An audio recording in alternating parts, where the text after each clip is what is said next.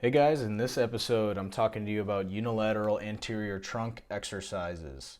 Unilateral meaning that if you draw a line down the middle of your body, that you are asymmetrical from side to side. The anterior trunk is a super common area where people need a lot of stability. If you're an athlete or somebody that just is an everyday Joe that's just trying to get stronger or healthier, these are going to be some phenomenal exercises for you. So this first variation we're looking at is called a quadruped bird dog. So quadruped meaning that you're on all fours, on your hands and knees. And basically what we're doing is we're raising up opposite limbs of our body, so right arm and left leg, or left arm and right leg. And you're just trying to resist any kind of rotation in your hips, in your spine, in your shoulders, or in your head. And we're just trying to reach the arm and the leg as far away from each other as we can. You want to squeeze your butt to raise your leg and pull your toe up towards your shin as you're holding that position.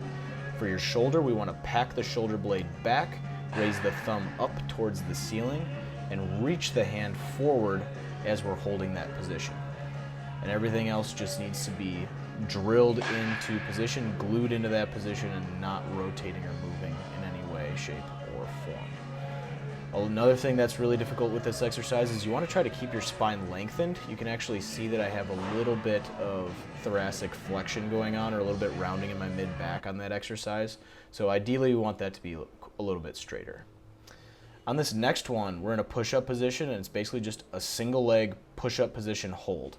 So I have 3 points of contact with the ground, both hands, and I'm going to raise one leg up at a time, squeezing my butt to do so and reaching my foot away while I'm pulling my toes up towards my shins. I want my hips to stay square to the ground the entire time, and I'm squeezing my abs to hold that position. So here you can see a front view, and basically the reason I wanted to show you guys this is to show you that my hips are not dipping down in either direction. They're trying to stay, or at least I'm fighting to keep them as square and neutral as possible, so that I'm not teaching my muscles to hold my hips in a rotated position.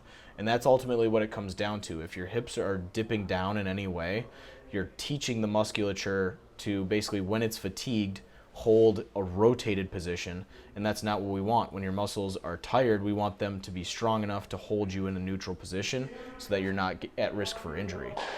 And basically it's the same rules here when we're talking about the front plank. So the front plank is going to be more difficult because our chest is closer to the ground, which makes our spine more parallel to the floor.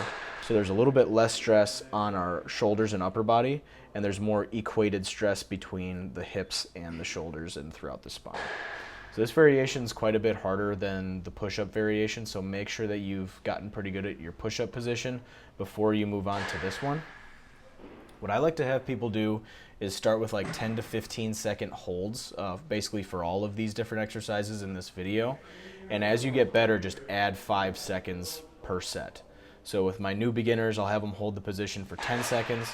And then after a week or so, when they get comfortable with it, we bump it up to 15 seconds. And then each week we just bump it up to 5 seconds until they achieve a 30-second hold on each side, which is pretty darn difficult. But when the guys are able to do it, it basically signifies to me that their hips are very strong in their lumbopelvic region, which is a fancy way of saying their lower back and pelvis, or their hips.